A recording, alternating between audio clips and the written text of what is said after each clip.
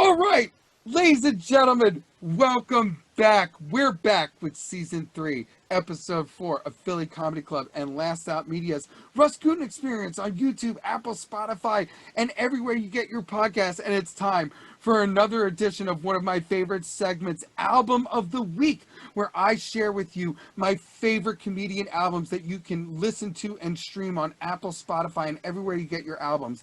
And this week, ladies and gentlemen, Poppa Rus, early on in this show, forgot to record an interview with one of my favorite buddies and comedians, Mr. MARC GERBER, and his album, AVID INDOORSMAN, available on 800 Pound Gorilla Records, on Apple and Spotify and everywhere you get your comedy albums. And so I'm so glad he is joining us for a do-over tonight, because Poppa Rus cried his eyes out because I did not hit record.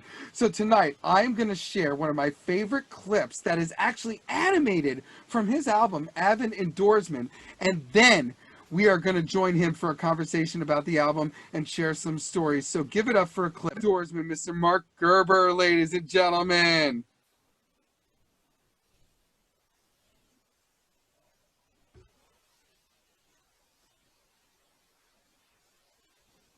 A big hypochondriac. You guys know what this is. This is when you're convinced that you're physically ill and your friends and your family are convinced that you're mentally ill. They opened up one of these walk-in clinics near my apartment. You guys know these walk-in clinics? And this is bad for a hypochondriac, you know? You know how you'll walk by the grocery store and think, like, do I need anything?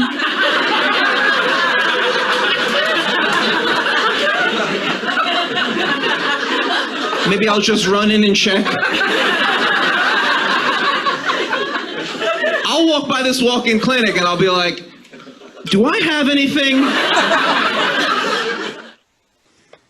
Ladies and gentlemen, from his album, AVID INDOORSMAN, available on 800 Pound Gorilla Records and everywhere you get your comedy albums, please join us and welcome Mr. MARC GERBER, ladies and gentlemen. Poppa Rus! Poppa Rus, so good. Poppa Rus, so good to be here, man. I miss you, brother. Oh, I miss you, brother. You're looking good. You're living. You in are too, dude. I'm living in the country. Yeah, as you saw from that video, I had to get out of the city. I could not take March 2020 in Manhattan. Right, man. you couldn't take March 2018. You were gone. That's true. I had a joke that I've been preparing for this since February 2017. That's right. Yeah, no. Yeah. One of your favorite jokes of mine is the sort of the other second half of that joke is when you once got out of the subway and you saw an ambulance in front of your apartment building and you thought to yourself, oh my God, I hope that's not for me. I love it. It's like one of my favorite songs or bits in the whole world. Oh man, and it's so real. That's the scary part of all those jokes, is that they're so fucking real. Well, no, and I have a question for you about that later. But what I wanted to say to you is, Mark, I love AVID INDOORSMAN. I think Thank you, man. Best titles of a comedy album ever. It totally fits the artist. I love the cover art. It looks like a Billy Joel album from the 70s. It's just so, I don't know, it looks like something you would have on your coffee table. It's just so wonderful. Oh man, thank you so much. It actually is a Bob Dylan album. It is a parody of a Bob Dylan cover called "Bringing It All Back Home." Oh, is that the cover? Oh, okay, because like Yeah. I said, I couldn't remember the name of the Billy Joel album. I'll send it to you later. I'll figure it out. Oh, he has one like that too? It reminded me of, yeah, but you know what? Anything that's very Jewy looking, I immediately think of you or me. Jewy. You know? You were talking about the Jewish butt hairs. That's right. And you made me feel really bad because my girlfriend is the one that always cleans our shower. Oh, in our bathroom. And wow. No. Yeah, I see my black curly mean hairs in that room, and I feel terrible for her. No, you gotta get those spray bubbles, or you gotta, maybe hire a few kids, in the neighborhood. Maybe they just, really put the elbow grease. Teach them responsibility. But it was the worst. Believe me when I tell you, the worst. I've had really bad restaurant jobs. None of the worst restaurant jobs even compares to the worst janitor job. So I believe that, Poppa Rus. Poppa Rus, how come you got younger over quarantine? Yeah, no, other people. You could go into a if you get a straight brim hat, You know, one of those straight brim like hats. All my You could hats are dead- 59.50. Yeah. Dude, and you shaved. You could dead ass go to high school and be a narc. Not that you'd ever be a narc, because No, you're the opposite of a narc. I'm hoping to do a self tape for Degrassi, the next generation. So we're gonna move the family to Canada, and me and Drake's a teacher there now, but he's still in the wheelchair. I think it's gonna be really good television. So they're rebooting everything, Mark. I can't wait to see it, dude. You should go back out to LA, man. You could friggin' make it now. I feel like Let's in do acting. it. No, it's a wonderful place to visit, but Your wife might get pissed about you going back, but yeah, no, listen, like I said, I want to go back for a few weeks. I'm fine with it. Fine with it. oh, that's cool. All right. Well, my girlfriend's still possessive. She's not gonna let me go. So you. Oh no. Yeah, well, because because you guys, yeah, we're like 17 years. no, I get it. Believe me, she'll be happy when I go away in 20 years. You know. She literally couldn't be more over it if she fucking tried. So okay, so Dara, you came to one of our shows in Atlantic City Comedy Club. I believe you came to at least one. that was Right. right. Yes, they did. Yeah, It was we your met. I remember birthday, meeting and you. we watched you perform and Eric perform, and I think Dan was there that night too. But we That came was to awesome. your birthday, and then we went dancing afterwards because it would turn into a nightclub afterwards. If you remember, they would be like, Yes. end the fucking show. We gotta fucking sell these fucking Oh my God. vodkas, like my Can- friend Luke would say, slut Gatorade. So Can you believe how pre-COVID that sounds? Like comedy show followed by nightclub in the same. right, I was Venue? always skeeved out by like whenever I was on the floor of Kiss Kiss, I was like, there is nothing nothing about this surface that is okay for humans to step on. Like every time I stepped on it, I was like, I should have like David Harbour's fucking suit that he wears into the upside down when he goes looking for a fucking kid, like, holy shit, Winona, can you believe this? So Mark, I wanted to get back to Yes, ask you I'm about sorry. your album. I like it because I just miss you so much. I know, I missed you, dude. We used to I think shoot you the shit should for like tell an it. hour We had a before lot every of fun. show. Yeah, no. So in terms of the album, though, because I love all of your material, but I like people at home to know how some of these things come together when we're doing an album. So I wanted to know, in terms of the material that you featured on the album, what would you say is the oldest bit, and what was the newest bit on the album? Okay, the oldest bit, man. I had some old goody oldies on there, man. I know what the newest bit is, so let me start there. Okay. The newest bit on the album was about how the first time I told my girlfriend that I loved her, I told her in baby voice. Because we were just baby voicing. I was going to tell her at some point, but you know how guys are. I was trying to wait as long as I could because I didn't want to reveal my inner self, So we were just baby voicing, which we had been doing, and we were just like going back and forth, and I told her I loved her. But what occurred to me was that once you're talking in baby voice in a relationship, it's already implied that you love the person, right? Right. Boundaries are down. Yeah, there's no baby voice in casual relationships. Right. Right? No one's saying in baby voice, like, I just want you to know, this isn't going anywhere. You silly Billy, it's not me, it's you. I think we should see other babies. Just stuff not said in baby voice, The other baby. But it is true. It is a true story, and it is a little humiliating that my first time telling her that was in baby voice. Yeah. And now I tell her everything in baby voice, though. Now that's our entire Yeah. What do you relationship. think? I don't know. Did you Yeah. watch another episode without me? I told Exactly. We're still in the stage of the relationship where she doesn't want me to leave town, which is really nice. It's nice to be that's wanted. good. That's good. At least is. somebody's possessive of you. That's true. Her and my mother are the only people possessive of me in the world. What would you say We is the morphed- oldest bit? Because you and I have known each other for a long time. So some of the bits I have seen you sort of refine all over time. So what would you say is the oldest one? Shoosh, man, there are some old ones in there. There are some old bits in there. God, maybe Foodie Fucky.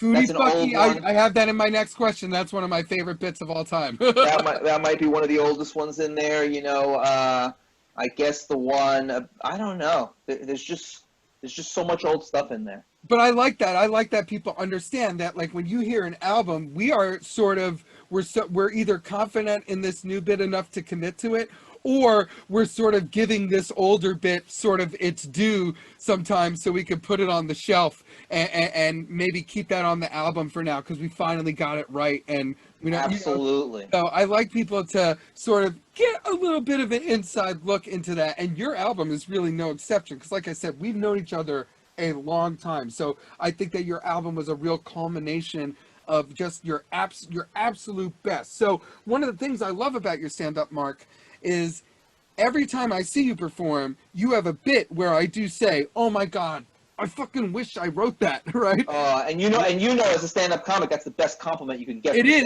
and I mean it. Like the next morning, I've got to tell I'm doing your set for Dad. Oh man, that's so kind. I was like, man, I should move to Louisiana and just do Mark shit. That's hilarious, dude. No, but that's hilarious. The two of us are alike, right? Because we're both very alike. You brought up Foodie Fucky. I love the animated bit. We're kindred spirits. You know, the first time we met, I think we spoke 1 hour straight. Yeah, no, it was really good. We're like, oh my God, like I have to go home. I have a family. And we also both started comedy in like the early 2000s or you were late 90s, right? Or early 2000s. I started in 1999 when I was 19. Yeah, so I was like 2000, 2001, even though I don't know if we met in that first, because you went out to LA quick, right? Sort of quick, but you and I met at Kenny's Castaway before I think I moved to LA because I think we did those shows together. I think we did. I'm sorry I'm interjecting all this. I just missed you, Russ. Oh no, I miss you too, and I like that. So I was going to ask you about your act, and we are kindred spirits in that way. Were you always as open about these parts of your personality in your act, or did you grow into that? Well, you know, it's funny because I was talking to my girlfriend about that earlier tonight, how, like, when you start, your goal, you just want to get a laugh. You really don't care if it's insightful or if it's, you know, truthful to who you are. To some degree you do, of course, but, you know, when you really first start, you're like, can I go up there and just get a few laughs? So when I went up there, I initially, I think I was just doing kind of, the jokes did not have great depth. I was not really revealing who I was on any deep level when I first started. And yeah, I think I grew more comfortable doing that, you know, and being more personal, you know? Yeah, no, I definitely was always, at first there was definitely, I had walls, it was a character. I would say 19-year-old Russ was writing George Carlin jokes, but they were just different words, and I was even doing his voice, and it was like, you're 19, and you look well, look, when Bob Dylan started, he copied Woody Guthrie, then he found his own voice. Yeah, you know, I think we all do that, and I just never wanted to show, I was always uncomfortable showing some of the nerdiness and some of the allergies and the weaknesses I had. But then I found out that was actually on stage. It was actually my greatest strength, and I think that it's what I think draws people to you on stage. Because even one time I was like, look at Mark, he's so put together with the flannel shirt, and you had those cool like sneaker boot shoes. Oh yeah, you remember? Wow, yeah. Yeah, and you were so perfectly put together, but definitely falling apart as a person. And I think that was, you know, that's that hook. That's where the audience is like, I love this guy. I loved it. I love his shoes, but I love that this guy is a mess. That's amazing. That's such a great observation and such a great way of putting it. And it's brave. And again, I love when you have that handout and you just have that one handout. Because when you're doing a show, the way to warm up the staff for me is I imitate who's ever on the show that night during sound check. So when I do Mark Gerber, I would have that handout. And when you're in the zone and you're lining up a punchline, it's so great. Because I know what's coming a lot of the time. And these people have no idea how hard they're about to get hit. Oh, man, thanks. Speaking of which, Mark, I really love the animated clip that we showed at the beginning here, which is taken from the album. So I was just curious because it's very different for a comedian to do something like that, especially with that and the way you use it on social media. So I was curious how that animated bit came together and who the animator was. So my record label, 800 Pound Gorilla, they'll do one promotional video for your album. Okay. And they did this initial one that was so bad. I mean, it looked like a 1983 commercial that comes on at like 3 in the morning. Right. You know, it looked like a 1980s infomercial. It was just Maury's wig and Goodfellas. really bad. I'm not afraid to say this because what they ended up with. So I said, you know, I'm not really satisfied with this. Yeah, Maury's wig, exactly. Yeah. I said, I'm not really satisfied with this. It just really doesn't capture. And I said, I'd like to do something animated. And what's funny is that, you know, I know you're into animation. I've never really been into animation. So, but I said I was. I was like, listen, I love animation because I just wanted love it. Yeah, I just wanted them to do something different.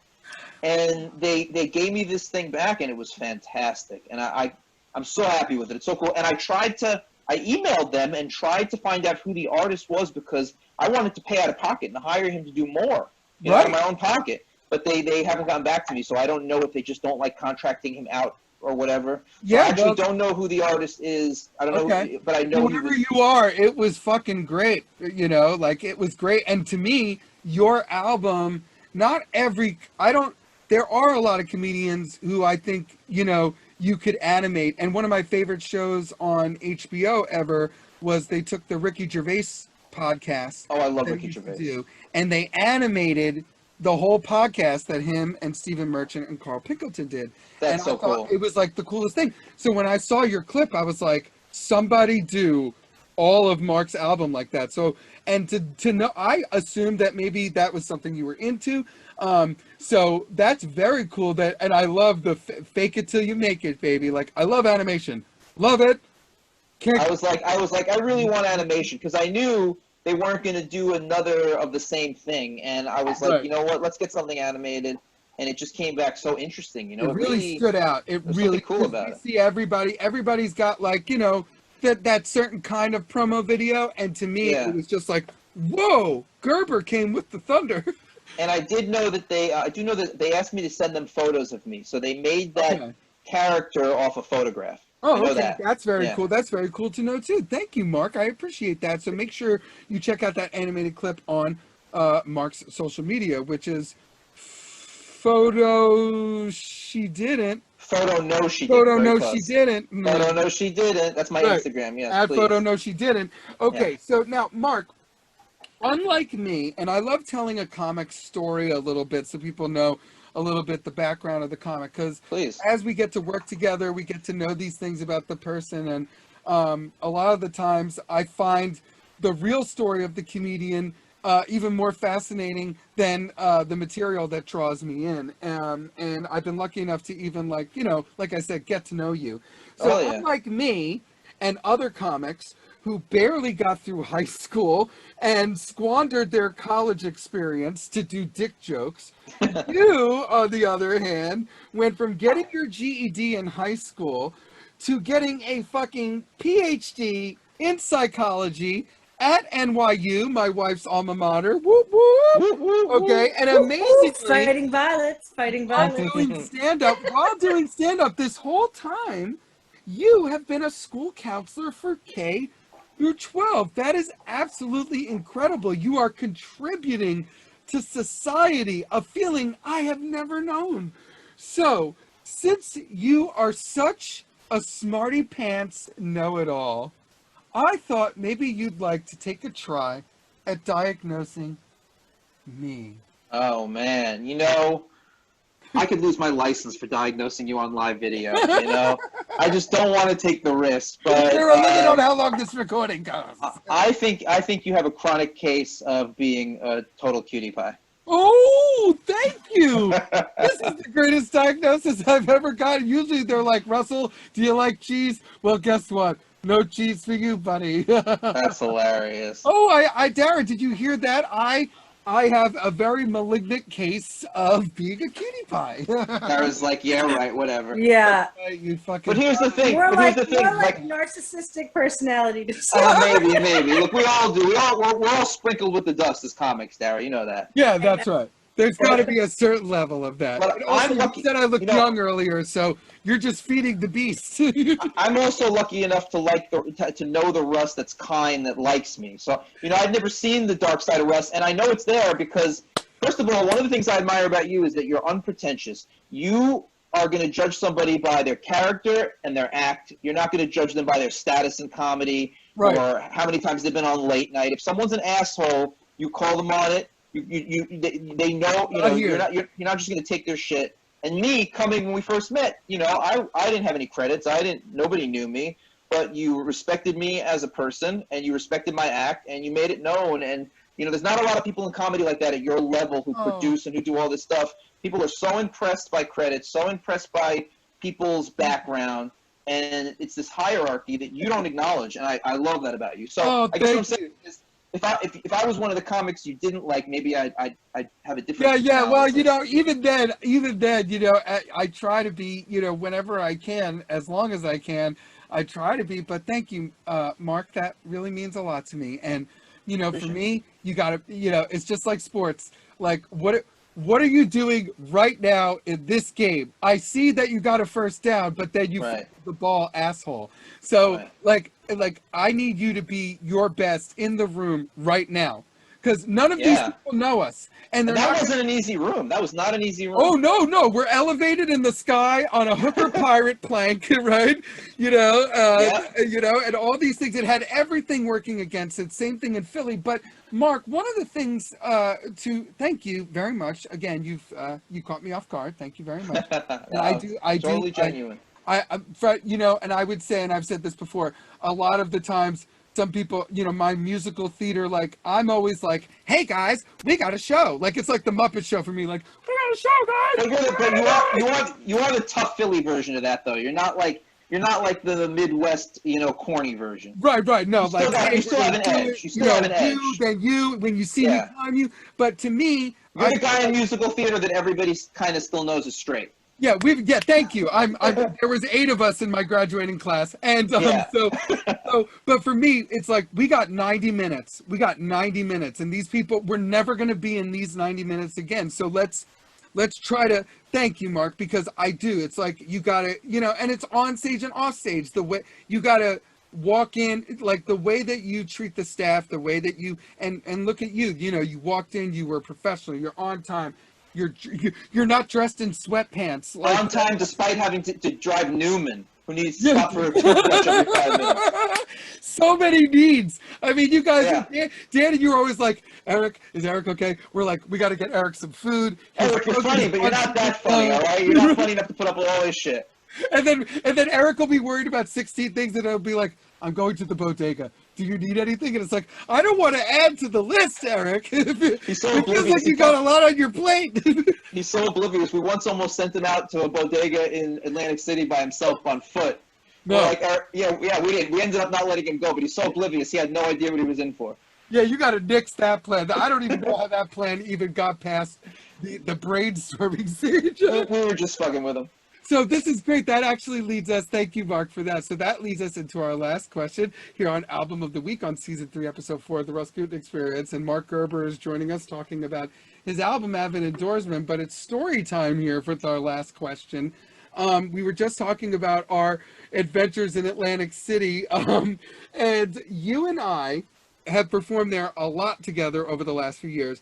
Oh, yeah. But one night in particular, you and I were, I was hosting, you were featuring for the very great Mr. Nico White, who just joined us again on Season 3 for his new Dark Out, which is really incredible. Love Nico. Studio, yeah, we love Nico. Another real gentleman in comedy. Man, just God, he's so, it's like me. At first, you're like, same thing. I had the same reaction that people have to me, which is, this guy is being so nice. What does he want? But it's actually genuine and sincere. And it's sincere. And then he gets on stage and brings it. And that particular night that you and I were together with Nico, what turned out to be kind of the greatest crowd night. Oh man, that was wild. Ever that we ever did there, and pretty much I would say top 3 nights of comedy I have ever personally been involved in, and I had no idea it was coming. Even firing off the confetti cannons at the end. Yes. There is a famous picture that you took over my shoulder that is in my office that I'm looking you printed that? That's great. right now of my, and I remember saying to you, like, somebody's got to get a picture of this. And I documented that. I got the video too with We Are the Champions in the background. Yes, you did. You got the video. So I was always curious. It's a 2-part question. I always wanted to know a little bit about your point of view of that wonderful epic night. And also, sub-question, who is the best showrunner you've ever worked with? And, oh, man. All right, I got to think about the second you one. You already answered it, but why is it me? I got to think about that one. But that night was epic, man. I remember Nico saying that night, and you know, Nico performs like 3 times a night, every night. And he's been performing since he's 16. He started even younger than us. Yeah. And he said that, I don't know if you had talked to him about that show on your show before. We did a little bit, yeah. He said that night, and I don't know if this still holds true, that was the best show he's ever had in his life, his career, up to that point. Okay, wow, that's confirmation, because he did say, you know, something to that effect. I mean, he told me at that night, we went for a cigar after, I don't smoke cigars, but Nico does, so he took me for one. Wow. He told me that was the best show of his career, hands down. Wow, I didn't know that. And for me, look, the nights when, you know, everybody's there just for you, recording your album, headlining Caroline's, when everyone's there just for you, there's something magical about that, because, like, the crowd is just on your side from when you walk on the stage, you know? But for a crowd where nobody knows you and it's one of the tougher rooms in the tri-state area, or ever, it might be. Listen, you've been around more than me. You know, I took the 8 years off between 2000, but so I probably have 10 years cumulative. But yeah, I mean, that was a tough freaking room, man. For such a room that you never know what's going to happen, that was friggin' an amazing night. Wow. We couldn't believe it. They were slapping us 5 when we came off stage. I mean, people tipped me. People were getting wow. And they were standing up. I mean, I did the birthday rap too. So, you know, those people literally were like Goodfellas. They were like, we love you. People taking pictures. They named it. This is true. A couple was pregnant with twins. They named them Mark and Nico. So. Oh my God! How did you get left off? Yeah, no. Well, I got the baby announcement, and actually, I sang at the bris. Oh, okay. You're the Papa Russ. Which you don't usually expect at a bris. He's so Christian. But you know, I if you pay me and you ask me to sing, there I'm gonna be. That's amazing. So, yeah, that is amazing. That is really great.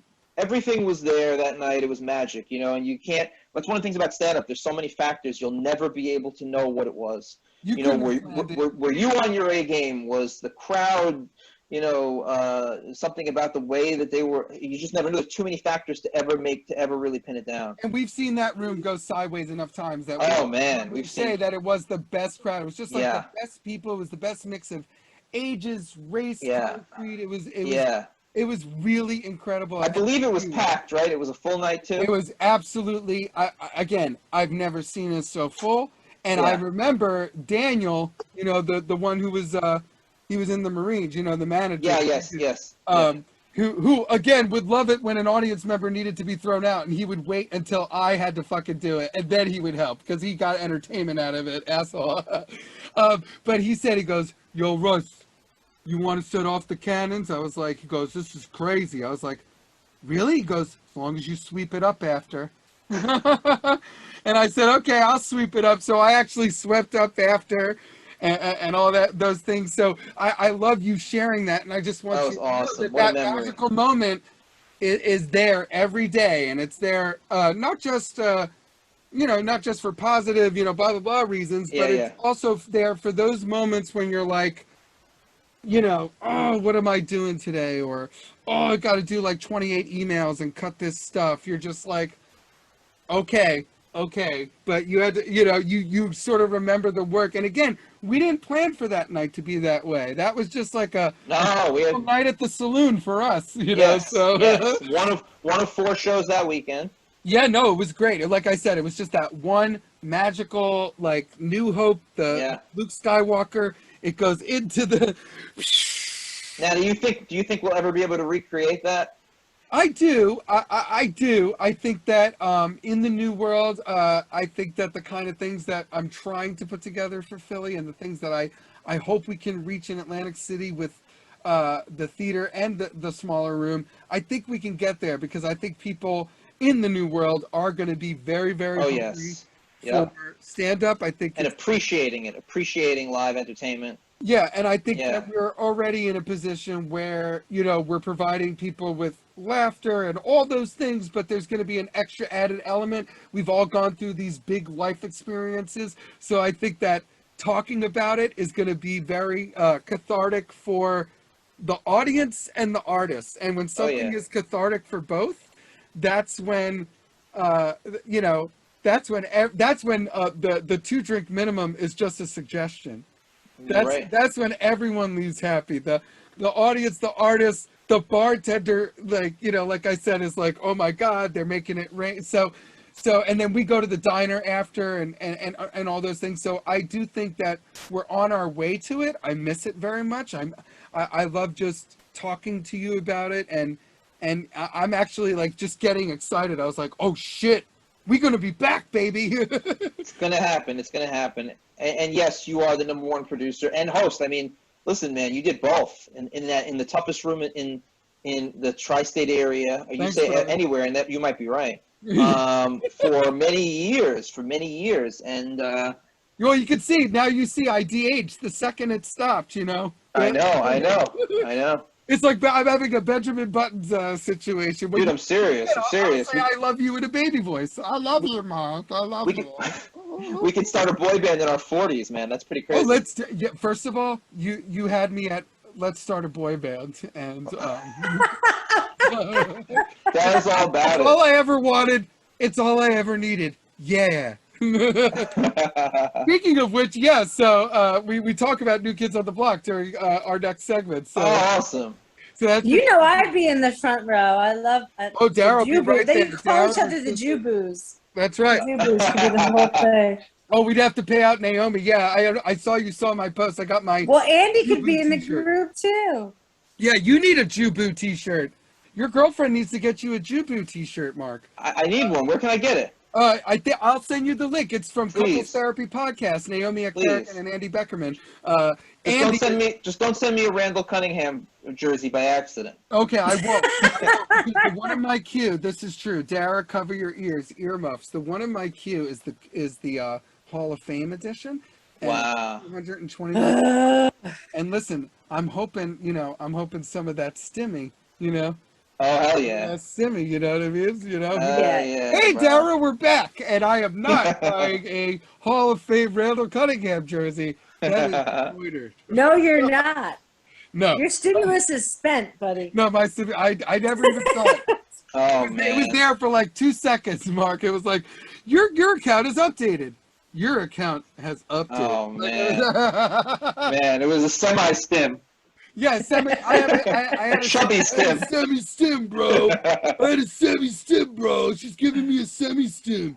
So, ladies and gentlemen, please give it up for my guest, Marc Gerber, tonight. Thank you so much, Russ. You go and listen and stream and buy his album, AVID IndoorSMAN, available on 800 Pound Gorilla Records, everywhere you get your comedy albums. And thank you, Mark. I love you so much. Love you too, brother. We really appreciate it, and we really appreciate you joining us, even though I forgot to record the first time. I thought you were going to say I forgot to record This is again. the Zack Snyder's Justice League of Album of the Week interviews for our show. That's hilarious. You know, I think we did better the second time anyway, so it's great. I do. I think it worked out. You know, it's very Lord of the Rings. It's like it can be reforged, you know. Like so we did it, and I appreciate it. So thank you everybody for joining us on season 3, episode 4 of Philly Comedy Club and Last Out Media's RUS GUTIN Experience on YouTube, Apple, Spotify, and everywhere you get your podcast. Thank you, Mark. Thank you, Russ. That was awesome. See you soon. Love you, brother. Love you, dude.